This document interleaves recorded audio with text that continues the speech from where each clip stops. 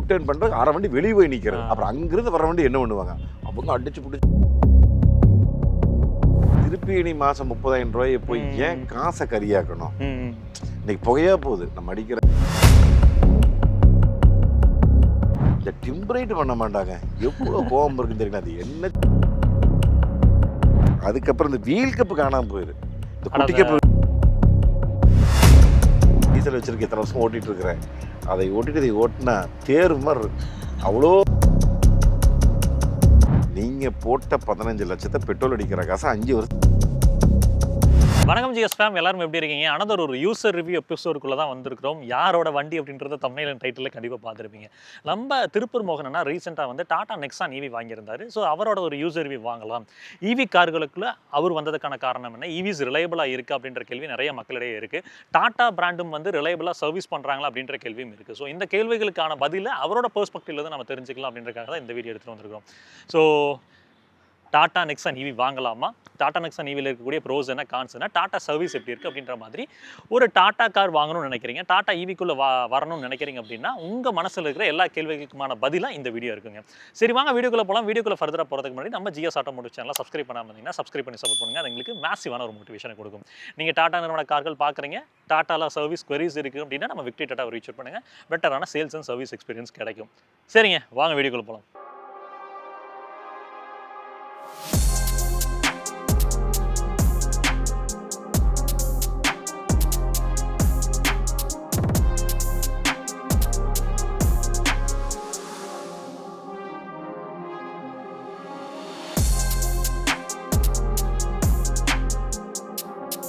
அண்ணா வணக்கம். வணக்கம், அன்புள்ளங்களுக்கு வணக்கம். ஸோ நிறையா யூசர் ரிவ்யூ பண்ணுவோம். எங்களோட முதல் கேள்வி என்னவா இருக்கும் அப்படின்னா, இந்த கார் வாங்குறதுக்கு முன்னாடி நீங்கள் நிறைய கார்கள் பார்த்துருப்பீங்க. பார்த்துட்டு நம்மளோட கனவு கார் இதுதான், நமக்கு இந்த கார் தான் கரெக்டாக இருக்கும் அப்படின்னு நினச்சி வரும் இல்லைங்க. இந்த நெக்ஸானுக்கு வந்ததுக்கான காரணம் என்ன, அதுவும் ஈவி? ஈவி வந்ததுக்கு காரணம் நிறைய பேர் நிறைய கதைகள் சொல்லுவாங்க. இந்தியா வந்து பசுமையாக்குறேன், தமிழ்நாடை பசுமையாக்குறேன், க்ரீன் என்ன க்ரீன் இதுதான் வந்து ஒரு க்ரீன் சொல்யூஷனுங்க, இல்லை க்ரீன் ரெவல்யூஷன் பண்ணுறோம் அப்படின்னா அதெல்லாம் 100% இல்லைங்க. நான் அதுக்காக வாங்கலை. நம்ம கொஞ்சம் சிக்கனமாக இருக்கணும். மாதம் பார்த்தீங்கன்னா கிட்டத்தட்ட 25, 30, 35 வரைக்கும் எனக்கு டீசல் பில் வந்துட்டு இருந்தது. அது என்ன பண்ணுறதுன்னு யோசனை பண்ணினேன். சரி வேண்டாம், கம்முன்னு ஈவி போய்க்கலாம். நம்ம இத்தனை நாள் ஈவி பக்கமே திரும்பி கூட பார்க்காம இருந்தோம். அதுக்கு காரணம் வந்து மெயினாக 8 வருஷம் 1,60,000 கிலோமீட்டர் வாரண்டி. இதனால் திரும்பி பார்க்காம இருந்தோம். முதல் முறையாக இந்த டாடா கேரியரில் கொண்டு வந்த உடனே இந்த நெக்ஸான் டாப் மாடல் 45 கிலோவாட் இருந்தால் அவங்க கொண்டு வந்துட்டாங்க லைஃப் டைம். எனக்கு ஒரு நிறைய கேள்விகள் இருந்ததுங்க. அதில் ஒரு பெரிய கேள்விக்கு வந்து எனக்கு பதில் கிடச்சிது. 15 வருஷம் அன்லிமிட்டெட் கிலோமீட்டர் அப்படின்னு ஒரு வார்த்தை. அந்த வார்த்தையை நம்பி 100% எடுத்ததுக்கு காரணம் இந்த டாடா நெக்ஸான். ஓகே. இந்த டாடா நெக்ஸான் பார்க்கும்போது வந்து பார்த்தீங்கன்னா மார்க்கெட்டில் வந்து வின்சர் இருந்திருக்கும், டோவ் வந்து கூட இதோட பட்ஜெட் ஜாஸ்தி வந்துச்சு. இது காம்படிட்டர்னு பார்க்கும்போது மேஜராக வின்சர் இருக்குது. வின்சர் பார்த்தீங்களா? வின்சர் பார்த்தேங்க.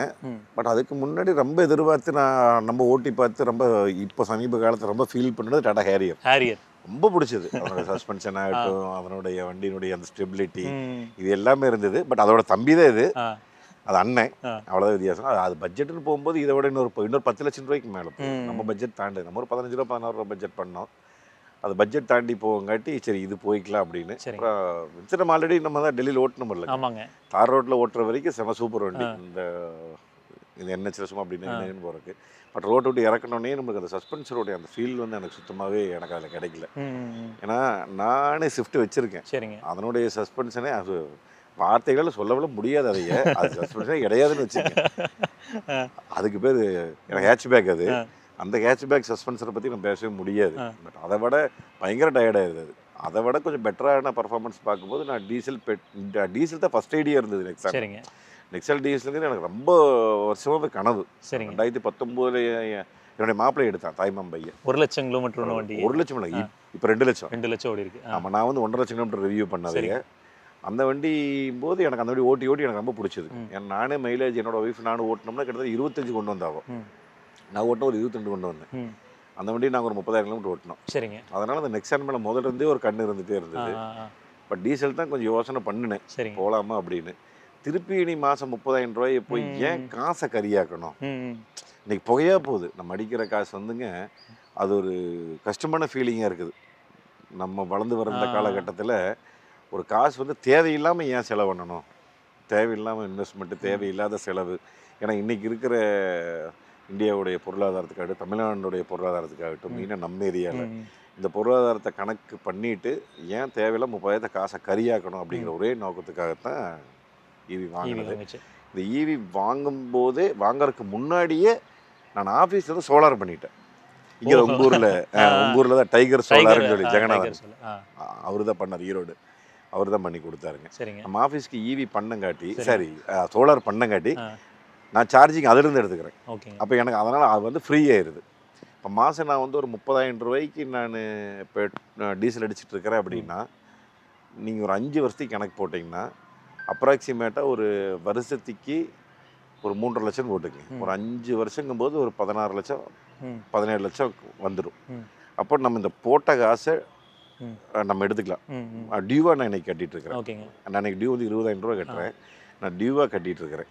நான் கட்டும்போது எனக்கு 5 வருஷம் இந்த வண்டி மிச்சமாயிரும். இந்த 5 வருஷத்துக்கு அப்புறம் நான் ஓட்டுறது எல்லாமே ஜீரோ தான், ஃப்ரீ தான். இப்போ வந்து பெட்ரோல், டீசல், ஈவி, கரண்ட்டு எதுவுமே இல்லாமல் ஃப்ரீயாக தான் ஓட்டிகிட்டு இருக்கிறேன். இப்போ சோலார் முழுக்க சிக்கனம். இதுதான் காரணம். காசை கரியாக்க வேண்டாம், தேவையில்ல புகையாக போக வேண்டாம் டீசல் பெட்ரோல். அந்த காரணம் தான் மெயின். ஸோ வின்சருக்கும் நெக்ஸானுக்கும் நம்ம வந்ததுக்கான காரணம் அந்த சஸ்பென்ஷன். முழுக்க சஸ்பென்ஷன் தான் காரணம். அடுத்த கேள்வி வந்து பார்த்தீங்கன்னா, நீங்கள் ஈவி வாங்குறாங்கன்னா பேட்டரிக்கு லைஃப் டைம் கொடுத்துட்டாங்க. மோட்டார் வந்து பெருசாக இப்போ பிரச்சனைகள் வர்றதில்லை. நம்பி என்ன காரணம்னா, முதல்ல இருந்த நெக்ஸானில் சின்ன கம்ப்ளைண்ட்ஸ் இருந்துட்டு இருந்தது. அந்த 20 கிலோமீட்டரில் 20% இருக்கும்போதே வண்டி நின்றுடும். அந்த மாதிரி நிறைய ப்ராப்ளங்கள் இருந்தது வந்து அடுத்தடுத்த அப்டேட்டில் பண்ணிகிட்டே வந்துட்டு இருந்தாங்க. இது டோட்டலாக ஃபேஸ் லிஃப்ட் ஆகும்போது 99% இவங்க சாட்டிஸ்ஃபை ஆயிடுச்சு. டோட்டலாக மாற்றிட்டாங்க. அப்புறம் மற்ற நிறைய பேர் நீங்கள் கேட்குறதுங்கண்ணா, ரீசேல் வேல்யூ என்ன அப்படின்னு சொல்லி கேட்குறாங்க. ரீசேல் வேல்யூங்கிறது எனக்கு தெரிஞ்சு இன்னைக்கு வரைக்கும் ஜீரோவில் தான் இருக்கும். நான் உங்களுக்கு அதான் நான் கணக்கு சொன்னேன். இந்த 5 வருஷம் நீங்கள் போட்ட 15 லட்சத்தை பெட்ரோல் அடிக்கிற காசை 5 வருஷம் நீங்கள் எடுத்துடலாம். இந்த வண்டி அதுக்கப்புறம் ஃப்ரீ உங்களுக்கு. இந்த வண்டி நீங்கள் 5 வருஷம் கழித்து ஸ்கிராப்பு கொடுத்தாலும் ஒர்த்து. ஏன்னா அந்த அளவுக்கு நீங்கள் அந்த கால்குலேஷன் போடணும் எப்பவுமே. இப்போ வந்து ஒருத்தர் வண்டி வாங்கிட்டு வார 100 கிலோமீட்டர் ஓட்டுறாரு, 500 கிலோமீட்டர் ஓட்டுறாரு, மொத்தமாகவே மாதம் கூடி 1000 ஓட்டுறாருன்னா அவருக்கு கண்டிப்பாக யூஸ் ஆகாது ஈவி. மாதம் மினிமம் 2000 ஓட்டுறாங்க. அவங்களுக்கு மினிமம் ஒரு 20,000, 15,000, 20,000, 25,000 அவங்க டீசல் அடிக்கிறாங்க எக்ஸ்போர்ட் பண்ணாங்கன்னா அவங்களுக்கு 100% ஈவி யூஸ் ஆகும். ஓகே, ஃபைன் தான். ஸோ நெக்ஸான் ஈவிக்குள்ளே ஏன் வந்தோம் அப்படின்ற விஷயத்தை தெரிஞ்சுக்கிட்டோம். அடுத்து ஒரு முக்கியமான ஃபேக்டர் என்னென்னா, சர்வீஸ் எப்படி இருக்குது, சர்வீஸ் காஸ்ட்டை பற்றி பேசலாங்கன்னா, ரியல் டைமில் வந்து நீங்கள் சர்வீஸ் உங்களோட அனுபவம், அதே மாதிரி நீங்கள் நிறைய பேர்த்துக்கு வந்து ஹேரியராக இருக்கட்டும், டாட்டா கார்களாக இருக்கட்டும் சப்போர்ட் பண்ணி வாங்கி கொடுத்துருக்கீங்க. ஸோ அப்படின்றப்போ ரியல் டைமில் டாட்டாவோட ரிலையபிலிட்டி இருக்குது, சர்வீஸ் எப்படி இருக்குன்னா, சர்வீஸ் காஸ்ட் என்ன வருதுங்க? இன்றைக்கி ரியலபிலிட்டி இப்போ கம்பேர் பண்ணும்போது பழைய டாட்டா கார்ஸ் எல்லாம் கம்பேர் பண்ணும்போது இன்றைக்கி எவ்வளவோ அவங்க லேட்டஸ்ட் அப்டேட் பண்ணி வந்திருக்கிறாங்க. இப்போ நம்ம சமீபத்தில் நம்ம கொஞ்ச நேரத்துக்கு முன்னாடி பேசிகிட்டு இருந்தோம்லங்க, டாட்டா அப்படிங்கிற வண்டியே வந்து அவங்க வந்து 1990s என்ட்ரு ஆகும் போகுதே அவங்க ஒரு ஃப்ளாக்ஷிப் பார்த்தா உள்ளே என்ட்ரு ஆனாங்க. எடுத்த உடனே அவங்க வந்ததே வந்து டாட்டா சியாராவும் எஸ்டேட்டும் power steering, power window, central lock நல்லா பிரமிச்சு பார்த்தேன் அதெல்லாம். ஏன்னா அதுக்கு முன்னாடி வரைக்கும் நம்மள மாருதி கார் பார்த்துட்டு இருந்தாளுங்க, மாருதி கார், ஃபியட், அம்பாஸ்டர், நம்ம இந்த மாதிரி பார்த்துட்டு இருந்தாளுங்க. பட் 90s காலகட்டத்தில் இவங்க ஸ்டார்ட் பண்ண உடனே அவ்வளோ பிரம்மாண்டமாக நான் பார்த்தேன். அந்த வண்டி வந்த உடனே ஏன் நம்ம முன்னாள் சிஎம் ஜெயலலிதா அவங்க வந்து ஜெயலலிதா அவர்கள் அம்மா வந்து அந்த டாடா சியாரா யூஸ் பண்ணாங்க. அவங்களுக்கு ரொம்ப பிடிக்கும், கேப்டனுக்கு ரொம்ப பிடிக்கும் டாடா சியாரா. சரத்குமார் அவருக்கு ரொம்ப பிடிக்கும். சியாராவோட தான் இருப்பாங்க. அம்மாவோட ஃபோட்டோ வீடியோஸ் நிறைய பார்த்தீங்கன்னா டாடா சியாரா இருக்கும். அந்த மாதிரி ஃப்ளாக்ஷிப்போட தான் என்ட்ரு ஆனாங்க அவங்க. என்ட்ரை அதுக்கப்புறம் சுமோ நல்ல காலகட்டம், அதெல்லாம் நல்ல வண்டி வந்துட்டு இருந்தது. அந்த இண்டிகான்னு ஒன்று விட்டாங்க. அந்த இண்டிகான்னு ஓடும்போது ரொம்ப சீப் பட்ஜெட்டில் வண்டி கொடுக்கணும் மக்களுக்கு அப்படின்னு கொடுக்கும்போது அது நிறைய டீபோர்டு வந்துருச்சு. அதனால் அஃபோர்டபுள்ங்கிற இது வரும்போது அந்த இண்டிகாலிருந்து அவங்களுடைய சேல்ஸ் நல்லா இருந்தது. பட் என்னென்னா அவங்களோட அந்த ஃப்ளாக்ஷிப்போட கஸ்டமர் போயிட்டாங்க. லார்ஜ் வால்யூமில் ஒரு மாஸ் மார்க்கெட் காராக இது வந்தப்போ ஒரு பக்கம் வந்து சர்வீஸ் ரீதியாக தடுமாற வேண்டிய சூழ்நிலை வந்துருச்சு.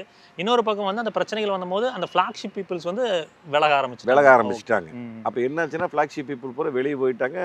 Middle class, lower middle class மட்டும்தான், லோயர் மிடில் கிளாஸ் அதிகமாக டாடா வெஹிக்கிள்ஸை வாங்கறதுக்கு ஆரம்பிச்சாங்க. இப்போ அடுத்தடுத்த கம்பெனிகள் உங்களுக்கு உள்ளே வந்துருச்சு. இப்போ 98 உங்களுக்கு உண்டாயி உள்ளே வந்துருச்சு. அதுக்கப்புறம் சில கம்பெனிகள் உள்ளே வர வர வர வந்து டாட்டாவுடைய அந்த இது வந்து அதுவுமே அப்படியே கொஞ்சம் வால்யூம் கம்மியாயிருச்சு. அதுக்கப்புறம் அவங்கனால டோட்டலாக குரோ பண்ண முடியல. அப்படியே அந்த ஃப்ளாட்டாக தான் போயிட்டு இருந்தாங்க. அதுக்கப்புறம் இந்த இப்போ ஏற்படுத்த டாட்டாவோட ரெவல்யூஷனே அப்படிங்கிறது வந்து பார்த்தீங்கன்னா இதுலேருந்து ஆரம்பிச்சது. ஈவி இல்லை ஈவிக்கு முன்னாடியே அவங்களுடைய நெக்ஸானோட கிராஷ் டெஸ்ட் ரிசல்ட் வந்ததுக்கப்புறம் வந்து கிராஷ் டெஸ்ட்டுக்கு கூட நம்ம அதை பற்றி பெருசாக பேசுறது இல்லைங்க 5 ஸ்டாரை பற்றி. ஏன்னா நம்மளுடைய பாதுகாப்பு வந்து நம்மகிட்ட இருக்குது ஓட்டுறது, அப்புறம் ஆப்போசிட் வரவங்க டைம் இருக்குது. நம்மளுடைய வாழ்க்கை நம்ம கையில். அந்த மாதிரி ஒவ்வொருத்தரும் நினச்சி ஓட்டணும் நம்ம குடும்பம் இருக்குது அப்படின்னு.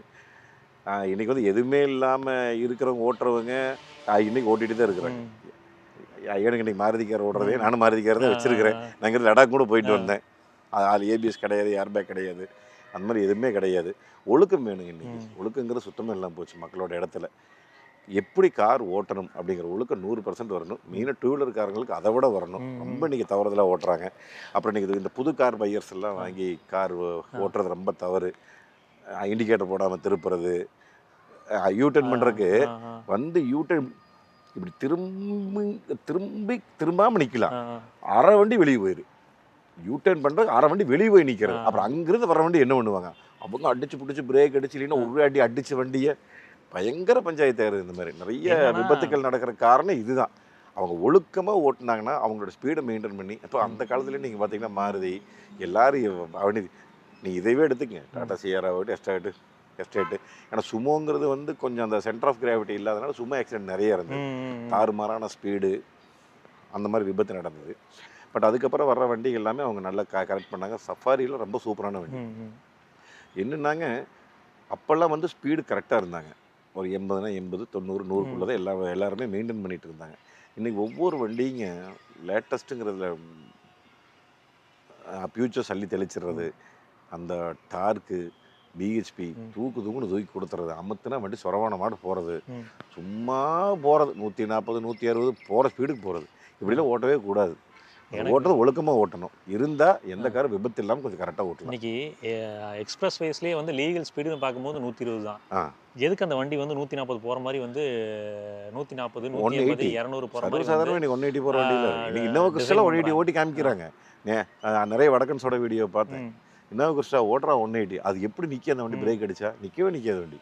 120க்கு மேலே இன்னோவா கிறிஸ்டா சடன் பிரேக் நிற்காது. இது எடுத்துகிட்டு போகுது. கவர்மெண்ட்டோட சைடில் இருந்து ஒரு ஆக்ஷன் எடுத்து ஸ்பீட் லாக் அப்படின்றத கொண்டு வரணும் அப்படின்னு நான் நினைக்கிறேங்க. கண்டிப்பாக 120 கொண்டு வரணும். எல்லா வண்டியும் 120 ஃபிக்ஸட். இதுதான் 120 பண்ணணும். அது பண்ணிட்டாவே நீங்கள் பாதி பிரச்சனை தீர்ந்துடும். அப்புறம் ரோட்டில் போகிறப்ப நம்ம நிறைய வீடியோவில் சொல்கிறோம். அதாவது நம்ம பக்கத்தில் ஆப்போசிட்டில் போகிறவங்க நம்ம ரிலேஷன் போயிருந்தா இல்லை நம்ம அப்பா அம்மா போயிருந்தா நம்ம வந்து கவனமாக தானே போவோம். கண்டிப்பாக. அதே மாதிரி ஒவ்வொரு குடும்பம் இருக்கிற நினச்சி ஓட்டணும். ஒவ்வொருத்தருமே அந்த மாதிரி நினச்சி ஓட்டணும். அந்த குடும்பத்தை நம்ம அழிச்சிருக்கூடாது. ஒழுக்கமாக அதான் இன்னைக்கு ஒழுக்கங்கிறது ரொம்ப கெட்டு போச்சுங்க. பஸ் ஓட்டுறவங்களாட்டு, லாரி ஓட்டுறவங்களாட்டு, அந்த பழைய ஆட்கள் ஓரளவுக்கு இருக்கிறவங்க இருக்கிறாங்க. இன்றைக்கி வந்து பார்த்தீங்கன்னா நிறைய கவர்மெண்ட் பஸ்லாம் நான் பின்னாடி போயிட்டு இருக்கும்போது சிங்கிளாக நடிப்பேன், இல்லை டபுளாக பீப் நடிப்பேன். உடனே டிரைவர் பார்ப்பார் ரைட் சைடு மிரரில், ஓ கார் வருது, கையை வெளியே வச்சு ஆப்போசிட்டாக தான் வண்டி வந்து இருங்கம்பாரு, இல்லை அப்படின்னு போங்க.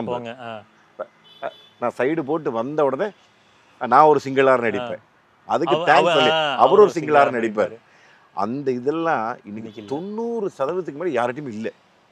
அதுக்கப்புறம் இந்த கையில் முடி முளைச்சிருச்சாட்டு இருக்குது நிறைய பேருக்கு இந்த நைட் டைம் வண்டி ஓட்டும்போது. எனக்கு இந்த டிம்பரைட் பண்ணுற பழக்கமே யாருக்குமே வரமாட்டேங்குதுங்க. அது இந்த இப்போ வர லேட்டஸ்ட் வண்டிகள்லாம் பார்த்தீங்கன்னா இந்த எல்இடி கொண்டு வந்துட்டாங்க. லைட்டு காரு பஸ்ஸு வேணுங்கன்னு எல்லாத்துக்குமே பைக்கு டூ வீலர்லேருந்து இந்த லைட்டை போட்டுட்டு போகிறாங்க. இந்த கையில் என்னதான் இந்த முடி முளைச்சிருச்சுன்னு தெரியல எல்லாத்துக்குமே. இந்த டிம்பரைட் பண்ண மாட்டாங்க. எவ்வளோ கோபம் இருக்குன்னு தெரியல. அது என்ஹெச்சில் போட்டு இந்த இதில் 4 ட்ராக்கில் ஓட்டுறாங்க. அதில் வந்து பிரச்சனை இல்லை. இந்த ஒத்த ரோட்டில் போகும்போது ஃபுல் ஹெட்லைட்டு எல்இடி போட்டுக்கிறது, ஃபுல் ஹை பீம் போட்டுக்கிறது, பார்க்கலாமே தச்சோடு போட்டுக்கிறது, இதுக்கால ஒன்றுமே தெரியல. இந்த இது வேற போட்டுக்கிறாங்க இப்போ வந்து அந்த ப்ரிவிலேஜ் லைட்ஸ், அந்த ரெட் ப்ளூ, அந்த சிகப்பு புழுவு, அது வேறு அந்த போலீஸ் ஆம்புலன்ஸுக்கு மாட்டுற ரைட், அதை வேறு நிறைய பேர் மாட்டிட்டு ஓட்டிகிட்டு இருக்கிறாங்க. இதில் எதுக்கு மாட்டாங்க? அது கவர்மெண்ட்டே சட்டம் வந்துருச்சு இந்த மாதிரி மாட்டக்கூடாதுன்னு வந்துருச்சு. எங்கேங்க இதெல்லாம் அது சொன்னால் கேட்க மாட்டேங்கிறாங்களே மக்கள்.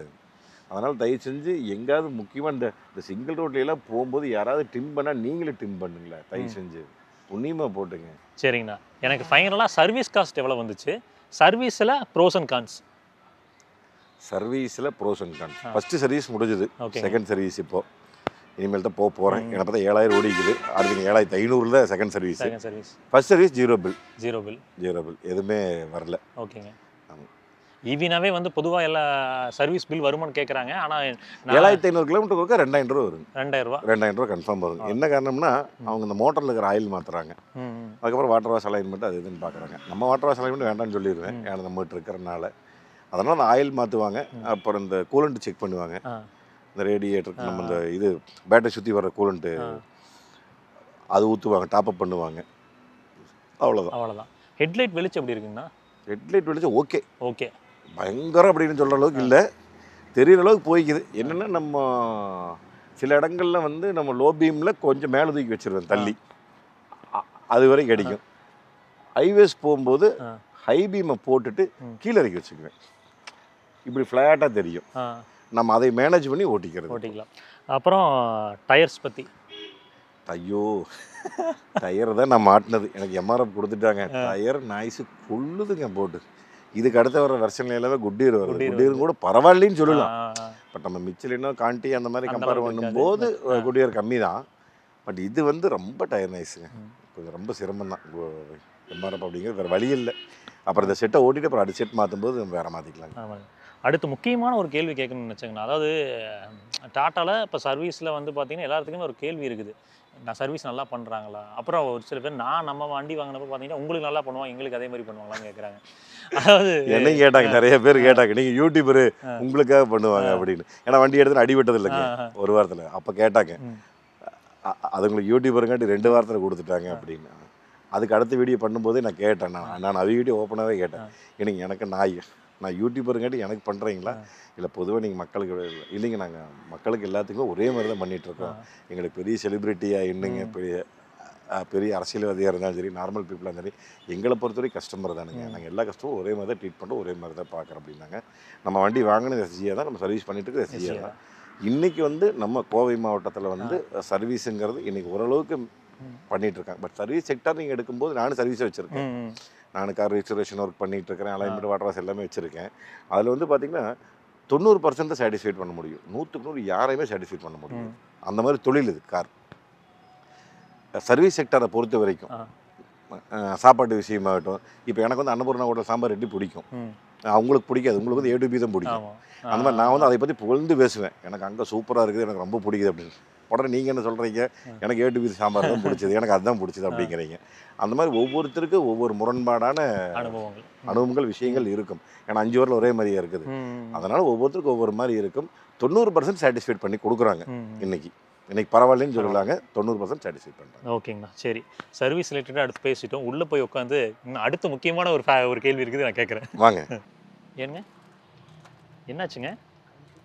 ஃபிட் அண்ட் ஃபினிஷை பற்றி பேசிட்டு மீதும் விஷயங்கள் ஆரம்பிப்போம். அதாவது ஓவராலாக எக்ஸ்டீரியரில் ஃபிட் அண்ட் ஃபினிஷ் குவாலிட்டி, இன்டீரியரோட ஃபிட் அண்ட் ஃபினிஷ் குவாலிட்டி எப்படி இருக்குங்க?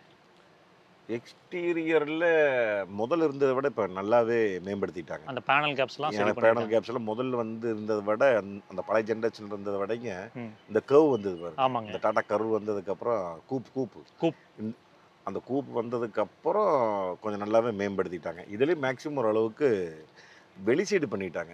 உள் சைடு வந்து இன்னும் கொஞ்சம் கொண்டு வரணும். அதில் சில விஷயங்கள், சின்ன விஷயம் எனக்கே இங்கே கொஞ்சம் இருக்குதுங்க. அப்புறம் பின்னாடி டிக்கு ஓப்பன் பண்ணோம்னா டெய்லைட் கிட்ட கொஞ்சம் இருக்குதுங்க. அந்த மாதிரி சின்ன இருக்குது. பட் அதை 100% அவங்க கொண்டு வரணும், வந்தால் நல்லாயிருக்கும். ஓகேங்க. அடுத்து உள்ளே இருந்து பார்க்கும்போது விசிபிலிட்டி வெளியே நல்லா இருக்குங்களாங்கண்ணா? சூப்பர். பானட் வியூ ஆகட்டுங்க, இந்த கண்ணாடியினுடைய வியூ ஆகட்டும். நிறைய பேர் வந்து இந்த ஏபிலர் மறைக்குதுன்னு சொல்கிறாங்க. பட் உண்மையாலுமே புதுசாக ஓட்டுறவங்களுக்கு கண்டிப்பாக மறைக்கும். இது என்னென்னா, நம்ம ஒரு 35 வருஷமாக பக்கம் நம்ம கார் ஓட்டுறதுனால நம்மளுக்கு வந்து அதை மேனேஜர் பேலன்ஸ் பண்ணி ஓட்டுறதுனால எனக்கு இது பெருசாக தெரியல. சரிங்க. பட் ஆனால் என்னோட ஒய்ஃப் ஓட்டும்போது போய் நம்ம ஒரு இடத்துல நின்று ரைட் டர்ன் திரும்பும்போது இது மறைக்கும், அங்கேருந்து வர வண்டி தெரியாது. டூ வீலர் தெரியாது. பஸ்ஸுக்கார் பெரிய வண்டினா தெரியும், டூ வீலர் வண்டி தெரியாது. அவளே சொன்னான்.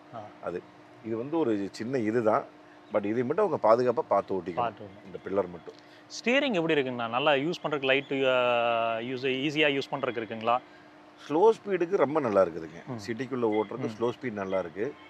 பட் இந்த வண்டியினுடைய ஒரு 60-70 தாண்டும் போது லைட்டாக ஒரு டைட்னஸ் தெரியுது, நல்லா இருக்குது. பட் இன்னும் அது என்னென்னா ஒரு 100க்கு மேலே வச்சுருக்கலாம். ஒரு 90-100 வந்ததுக்கப்புறம் வச்சுருந்தாங்கன்னா கொஞ்சம் அதுக்கப்புறம் நம்ம ஓட்டுறதுக்கு நல்லா இருக்கும். பட் அந்த 60-70க்கு இவங்க வைக்கும்போது வந்து கொஞ்சம் எனக்கு டைட்டாக ஃபீல் தெரியுது. ஓகேங்க. ஸ்டீரிங் ரிட்டர்ன் ஆகுறது அப்புறம் ப்ரிசைஸாக இருக்குங்களா? அதெல்லாம் செம சூப்பராக செம இருக்கும். சூப்பராக இருக்கும். ரிட்டர்னில் அட்டகாசமாக இருக்கும். ஓகே. அதுல எந்த பிரச்சனையும் இல்லை. அடுத்து வண்டியோட ஏசிங்கண்ணா. ஃப்ரண்ட்டு எல்லாருமே ஈவி வாங்கினா வந்து ஏசி வந்து கம்மியாக இருக்குது அப்படின்ற ஒரு குறைபாட சொல்கிறாங்க. உங்களுக்கு ஃப்ரண்ட்லி ரியர்லி ஏசி எப்படி இருக்குதுங்க? ஃப்ரண்ட்டில் வந்துங்க நல்ல மொட்டை வெயில் நிறுத்தி எடுத்திங்கன்னா கொஞ்சம் கூலிங் ஏர் சிரமம் தான் உடனே. அதுக்காக எக்ஸ்பிரஸ் கூலிங் கொடுத்துருக்காங்க. ஓகேங்க. நம்ம அதை கொடுத்தா வேணால் அட்லீஸ்ட் ஒரு 3 நிமிஷம் ஆகலாம், 4 நிமிஷம் ஆகலாம். ஓகேங்க. என்ன ரீசன்னு கேட்டிங்கன்னா இவங்க பிளாக் கொடுத்துட்டாங்க மேலே ஃபுல்லாக. ஏன்னா வெயிலுக்கும் கருப்புக்கும் ஆப்போசிட் இறங்குச்சுன்னா டோட்டல் உள்ளே இறங்குது. அதனால் வந்து கொஞ்சம் லேட் ஆகுது. பின்னாடி போகிறவங்களுக்கு மறுபடியும் ஒரு 2 நிமிஷம் லேட் ஆகும். பட் பின்னாடி ஏசி வெண்ட் கொடுத்துருக்காங்க. அது சின்னதானே, அது 2 வெண்ட்டு. அது எந்த அளவுக்கு ஃபோர்ஸ் பண்ணி தள்ள முடியும்? அதனால் வந்து அதுக்கு ஒரு 5 நிமிஷம் ஆகும். முன்னாடி வர்றதுக்கு ஒரு 3 நிமிஷம் ஆகும். ஓகேங்க. கூலிங் ஆயிடுச்சு அப்படின்னா செம சூப்பராக இருக்குது. செம சூப்பராக இருக்குது. அதுக்கப்புறம் சூப்பராக இருக்குது. ஆடியோ குவாலிட்டிங்கண்ணா? ஐயோ JBL இது top and model. Empowered 45, empowered plus 45. அதனால் ஆடியோ வந்து இதை விட JBL கொடுக்குறாங்க. இதில் JBLங்க பேனோரமிக் சன்ரூஃபு, குழு சீட்டு, இதுதான் மெயினாக வருது. ஆட்டோமேட்டிக் கிளைமேட் கண்ட்ரோல் ஏசி, இதெல்லாம் மெயினாக வருது. 360 டிகிரி கேமராவோட குவாலிட்டி ரொம்ப நல்லா இருந்துச்சு. கேமரா குவாலிட்டி நல்ல கிளாரிட்டி அட்டகாசமாக கொடுத்துருக்காங்க. ரொம்பவே நல்லா இருக்கு. சிறப்பு. அடுத்த விஷயம் நான் கேட்கணும்னு நினச்சது, சீட் உட்காந்து போகிறதுக்கு நல்லா கம்ஃபர்டபுளாக இருக்குங்களா? Super comfort. எனக்கு பழைய நெக்ஸானோட ரொம்ப கம்ஃபர்ட். என்னன்னாங்க பழைய நெக்ஸானில் வந்து சீட்டினுடைய பின்னாடி பொசிஷன் வந்து ரொம்ப போகும். நான் அது ரொம்ப போகும்போது என்னன்னு கேட்டிங்கன்னா நம்ம கொஞ்சம் விசாலமாக ஓட்டலாம். ஆனால் முன்னாடி இழுத்து என்னோட ஒய்ஃப் வந்து முன்னாடி இழுத்து கொண்டு வருவா கடைசி டெட் எண்டுக்கு. அவள் என்னதான் இழுத்து கொண்டு வந்து வச்சாலும் இந்த அளவுக்கு அவளுடைய முழங்கால் இருக்கும். ஏன்னா அவளுடைய முழங்கால் இங்கே முட்டுற மாதிரி தான் ஓட்டுவான். புரியுதுங்க. அப்போ பழைய நெக்ஸானில் என்னதான் அவள் முன்னாடி இழுத்து கொண்டு வந்தாலும் சீட் ரெயில் இதோட நின்றும். இவ்வளோ கேப் இருக்கும், முழங்காலுக்கு டேஷ்போர்டுக்கு கேப் இருக்கும். பட் இந்த வண்டியில் இழுத்தோம்னா இது வரைக்கும் முன்னாடி வருது. இங்கே வரும். நல்ல முன்னாடி வரைக்கும் வரும். இது வந்து ஒரு ப்ளஸ்ஸாக இருக்குது. ஆனால் ஒரு சின்ன மைனஸ் என்னன்னா இன்னும் கொஞ்சம் பின்னாடி வர மாதிரி பண்ணியிருக்கோம். ஒரு 2 இன்ச்சு மட்டும். எனக்கு வந்து நான் கொஞ்சம் நல்லா தள்ளி வச்சேன். நான் வந்து இப்போ ஃபுல்லாக தள்ளி வச்சு ஓட்டிக்கிறேன். இப்போ என்ன ஃபுல்லாக தள்ளி வச்சு கொஞ்சம் சீட்டையும் சாய்ச்சிருக்கிறேன். அதனால தான் போகிற மாதிரி இருக்கு. 2 இன்ச்சு மட்டும் சீட் ரெயில் கொஞ்சம் பின்னாடி இருந்திருந்தா நல்லா இருந்திருக்கும். சரிங்க. இந்த மோட்டாரோட பவரு, ஹேண்ட்லிங் கேரக்டரு, ஸ்டெபிலிட்டி, அப்புறம் சஸ்பென்ஷன் முக்கியமாக கேட்கணும். நெக்ஸான் பெட்ரோல் டீசலோட சஸ்பென்ஷனை காட்டிலும் இதோட சஸ்பென்ஷன் வந்து ஒரு டிஃப்ரெண்ட் லீக்ல இருக்குது. அதை நீங்கள் எக்ஸ்பீரியன்ஸ் பண்ணியிருக்கீங்களா? முழுக்க உண்மை. என்ன காரணம்னா நான் தான் நெக்ஸான் டீசல் சொன்னலைங்க. பழைய வண்டியில் வந்து நான் ஒரு 30,000 கிலோமீட்டருக்கு மேலே அந்த வண்டி ஓட்டியிருக்கிறேன். Latest Nexon ஓட்டினேன். இந்த பழைய வண்டி சஸ்பென்ஷன் வந்து கொஞ்சம் நிறையாவே அவங்க ஆல்ட்ரு பண்ணி கொண்டு வந்திருக்காங்க, பெட்ரோலுக்கும் டீசலுக்கும். பட் அதை ஓட்டிகிட்டு இருந்தேன், ஓட்டி பார்த்துருக்கேன், அதையும் பண்ணணுங்க. பட் அதை ஓட்டிட்டு நம்ம இதை ஓட்டினோம்னா அடேங்கப்பா அப்புறம் பந்தாட்டு இருக்குது. அப்படியே சும்மா முதங்கிட்டு போகுது, குண்டுங்குழி எல்லாம் போகும்போது அடா நீங்கள் ஒரு ஷிஃப்ட்டை ஓட்டிட்டு இந்த வண்டி ஓட்டணும். நீங்கள் பெட்ரோல் நெக்ஸானோ டீசல் நெக்ஸானோ ஓட்டிட்டு இதை ஓட்டிங்கன்னா சஸ்பென்ஷன் வந்து ஒரு அதை விட ஒரு 20-30% தான் பெட்டராக தெரியும். நான் ஷிஃப்ட்டு டீசல் வச்சுருக்கேன், இத்தனை வருஷம் ஓட்டிகிட்டு இருக்கிறேன். அதை ஓட்டிட்டு இதை ஓட்டினா தேர்வு மாதிரி இருக்கு. அவ்வளோ சூப்பராக இருக்குது. அழகாக கூட்டிகிட்டு போகுது குண்டுங்குழியில். இப்படி அவ்வளோ சூப்பராக இருக்குது. ஸ்டெபிலிட்டியும் பிரேக்குங்கண்ணா? பிரேக் வந்து எப்போவுமே ரீஜன் வந்து 2ல வச்சுக்கிறேன். சரிங்க. 2ல வச்சுக்கிறேன்னாட்டி 90% பிரேக் தொடரதே இல்லை. 90% பிரேக்கை தொட மாட்டோம். அப்படியே கால் எடுத்தோம்னா அப்படியே வண்டி ஸ்லோவாகும். அதனால் வந்து பிரேக் வந்து ரொம்ப சூப்பராக இருக்குது. ஸ்டெபிலிட்டி மேக்ஸிமம் 120 வரைக்கும் டச் பண்ணி பார்த்தேன், ஓட்டி பார்த்தேன். 120, 130 வரைக்கும் யாருமே இல்லை இந்த ரோட்டில். ஹைவேஸில் ஒரு நாள் ஓட்டி பார்க்கலான்னு ஓட்டி பார்த்தேன். பட் நார்மலான மோட்டரும் 70-80 தான் ஓட்டிகிட்ருக்கோம். 100க்குள்ளே தான் மெயின்டைன் பண்ணிகிட்ருக்குறோம். ஸ்டெபிலிட்டியில் ரொம்ப சூப்பராக இருக்கும். நான் அந்த அன்னைக்கு 100ல் போய் நான் கார்னரிங்லாம் பண்ணும்போது டேர்னிங் நல்ல டேர்னு, ஒரு நெம்மை கூட தெரியல. பாடி அழகாக திரும்ப பாடி ரோலர் ஒரு துணி கூட கிடையாது. அவ்வளோ சூப்பராக இருக்குது. மேக்ஸிமம் என்ன டிரைவ் மோடில் யூஸ் பண்ணுறீங்கண்ணா? City, region 2. நீங்கள் ஈகோ மோடு போடும்போது உங்களுக்கு என்ன ஆகுதுன்னு கேட்டிங்கன்னா போயிட்டுருக்கிற வரைக்கும் பிரச்சனை இல்லை. எங்காவது ஸ்லோ பண்ணுற பாருங்க, ஸ்லோ பண்ணி மறுபடியும் எக்ஸ்ட்ரேட்டர் கொடுத்தோம்னா நம்மளுக்கு அந்த ஆர்பிஎம் இங்கின்னு பச்சை கலர் மேலே ஏறுது. பார்க்கும்போது ஐயோ என்ன இவ்வளோ மேலே ஏறுது, ரேஞ்சு கம்மியாயிருமோ. நம்ம என்னென்னா நானும் நம்ம ஓட்டமெல்லாம் மைலேஜ் பார்த்து ஓட்டினாலுங்க. நம்மளுக்கு ஷிஃப்ட்டில் வந்து பார்த்தீங்கன்னா 25 மைலேஜ் கிடைக்கலனாலே நம்ம ஊட்டமாக தூக்கம் வராது. அவ்வளோ மெதுவாக ஓட்டுவா எக்ஸ்ட்ரா பண்ண காலேஜ். இந்த வண்டி பார்த்தீங்கன்னா மைலேஜே வச்சுருப்போம். ஆவரேஜ் எனர்ஜி கன்சப்ஷன் தான் மெயினாக மெயினாக வச்சுருப்போம். வச்சுருப்பீங்க.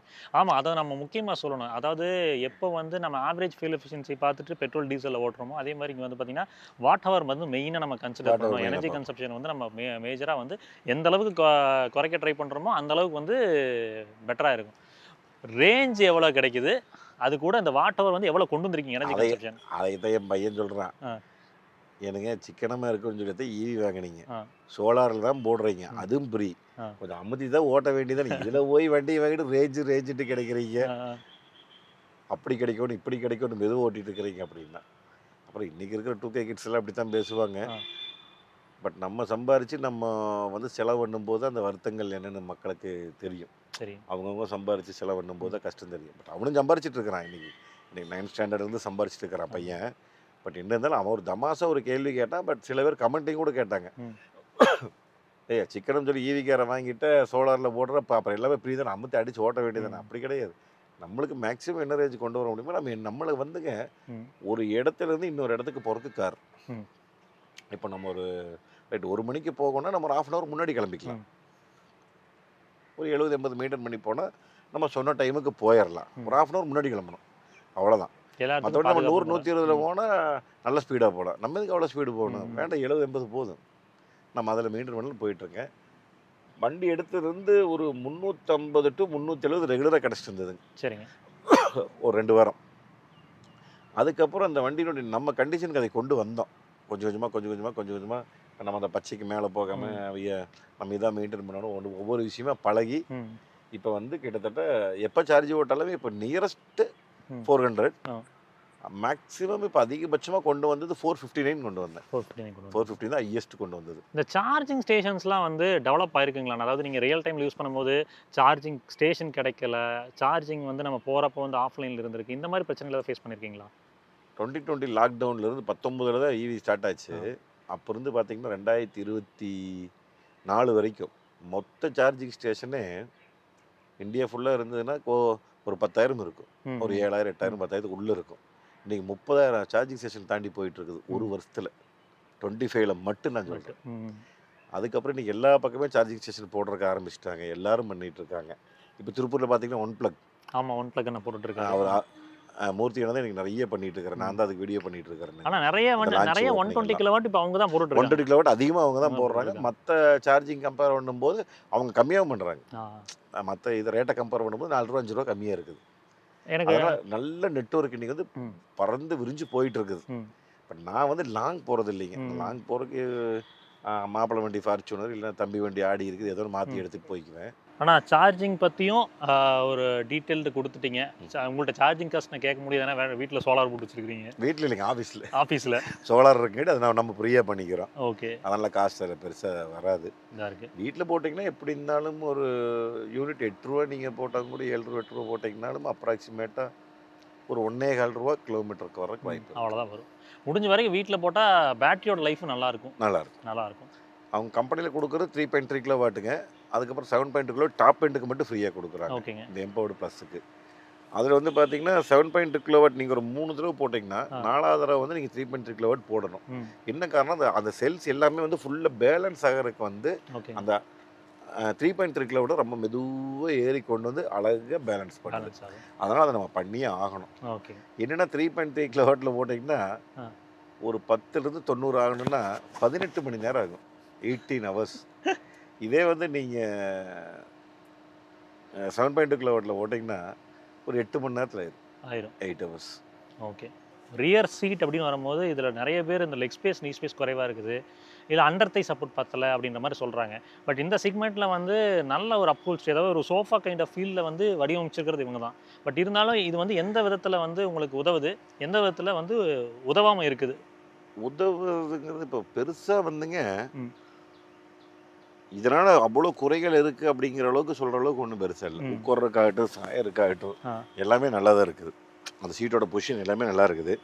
என்ன அப்படின்னா இந்த பேட்டரி பேக் வர்றங்காட்டி இது ஆக்சுவலாக வந்து பெட்ரோல் டீசலில் வந்த வண்டி அவங்க அந்த பிளாட்ஃபார்ம்லேயே பண்ணியிருக்காங்க. அப்போ பண்ணும்போது என்னாங்கன்னா உங்களுக்கு அந்த பேட்டரியோடைய அந்த அந்த இது ஒரு 2 இன்ச்சு மேலே வந்துருச்சு. அப்போ என்னன்னு கேட்டால் இப்போ நார்மல் நம்ம வண்டியில் இப்படி காலை வச்சோம்னா இந்த இடத்துக்கு இருக்கிற தொடை வந்து முட்டி இருக்கும். இப்போ வந்து கொஞ்சம் கேப் இருக்குது. இது மட்டும்தான் தை சப்போர்ட் மட்டும் கொஞ்சம் கம்மியாக இருக்குது. மற்றபடி லெக் ஸ்பேஸில் அங்கே வருங்க நானே எந்த அளவுக்கு தள்ளி வைப்பேன் பின்னாடி, அதெல்லாம் அவ்வளோ ஃப்ரீயாக இருக்கும். அதெல்லாம் குறைகளே இல்லை. 4 பேர் ஒரு மீடியமாக இருக்கிறாலும் பின்னாடி 5 பேர் ஈஸியாக கொண்டு போகலாம். 3 பேர் ஈஸியாக கொண்டு போகலாம். ஆமாம், ஃப்ரண்ட் 5 பேர். அடுத்து வந்து சஸ்பென்ஷன் வந்து பின்னாடி எப்படி இருக்குதுங்கண்ணா? பின்னாடி சஸ்பென்ஷன் ஃப்ரண்ட் எந்த மாதிரி பண்ணியிருக்காங்களோ அதே மாதிரி தான் பின்னாடி பண்ணியிருக்காங்க. ரொம்பவே நல்லா இருக்குது பேக் சஸ்பென்ஷன். உள்ள கிளாஸ்ட்ரோஃபோபிக் இருக்குதுங்களாங்கண்ணா? இப்போ நம்ம வந்து இருட்டாக இருக்கிற மாதிரி அடைஞ்ச மாதிரி ஏதாவது ஃபீல் எனக்கு அது இருந்திருக்குதா? ஒரு நாளும் இல்லை. என்ன காரணம்னா நான் உங்களுக்கு அப்படியே நான் சொல்லுறது வந்து அந்த மொட்டை வெயிலுக்கு சூடாக இருக்குன்னு சொன்ன ஏசி, அது வெயில் உள்ள வரக்கு இன்னொரு காரணம் இந்த பனாரமிக் சன்ரூஃப். அதுலேயும் கொஞ்சம் வெயில் உள்ள வருது, கண்ணாடிங்க வருது. பூட் ஸ்பேஸுங்கண்ணா? பூட் ஸ்பேஸ் ஓகே, ஒன்றும் குறை சொல்கிற அளவுக்குலாம் இது கிடையாது. சரிங்கண்ணா. அடுத்து ஒரு கன்க்ளூஷன் பேசி முடிப்போம். இதோட ப்ரோஸ் அண்ட் கான்ஸ் பற்றி பேசுவோம். அண்ணா, முடிவுரை அப்படின்னு வரும்போது எப்போவுமே நாங்கள் என்ன கேட்போம்னா, நீங்கள் சொல்கிற மாதிரி இந்த வண்டியோட நல்லது கெட்டத்தை பற்றி பேசணும் அப்படின்னு வருவோம். இந்த வண்டியில் வந்து ஒரு 3 நல்ல விஷயம் 3 விஷயங்கள் மாற்றிருக்கலாம் அப்படின்னு எதை சொல்லுவீங்க?